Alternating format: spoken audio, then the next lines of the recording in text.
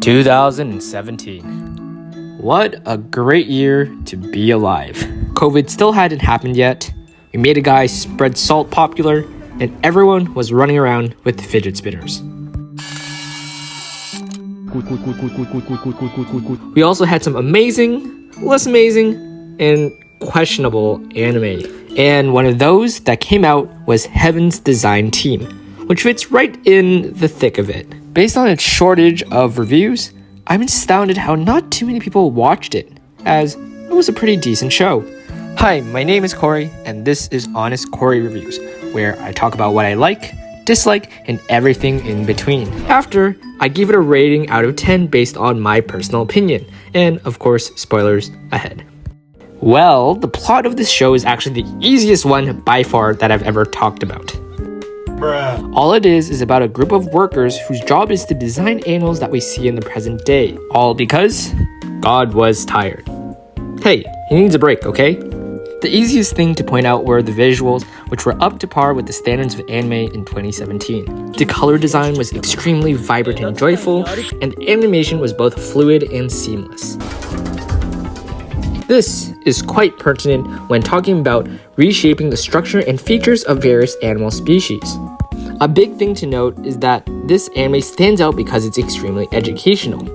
If you don't like watching people ramble on stuff like echolocation, the reason giraffes can survive with long necks, or the system of an entire naked mole rat kingdom, this show isn't for you. It targets a niche demographic, and people who would like to learn about facts and statistics of fauna, which isn't for everyone.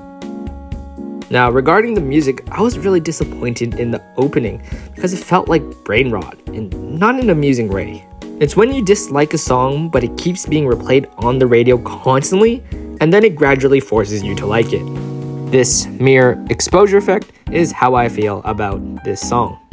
It actually makes me very upset because this artist, 96 Neko, has made some astounding music pieces, such as Shonin Yokyu and Uso no Hibana.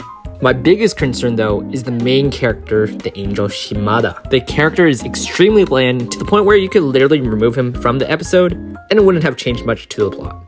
The only reason why he's here at all is probably because the anime always needs a main character that acts as a lens.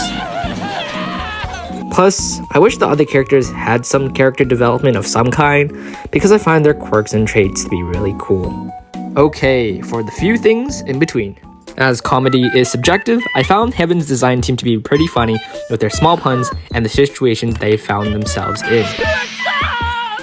For the story-wise, there isn't much to talk about as each episode is very much self-contained. The idea of the team coming up with mythical designs like the Hydra, Cerberus, and others was a very smart move on the story writing team. And finally, the cast of characters are especially distinct to each other and interact with one another's personalities coherently. Their conversations with one another were exceptionally interesting, and to see how they would come up with a final design.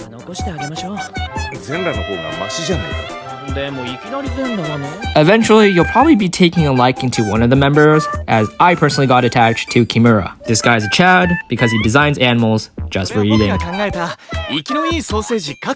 Overall, I like to give Heaven's Design Team a good 7.6 out of 10. This is one of the very few anime that I could say is safer for a younger audience. Minus a little scene. It's funny, family-friendly, and wholesome. I highly doubt that it will get a season 2, but it's a decent watch and I'm glad that it was produced. Thank you for watching, and I'll talk to you all later. See ya!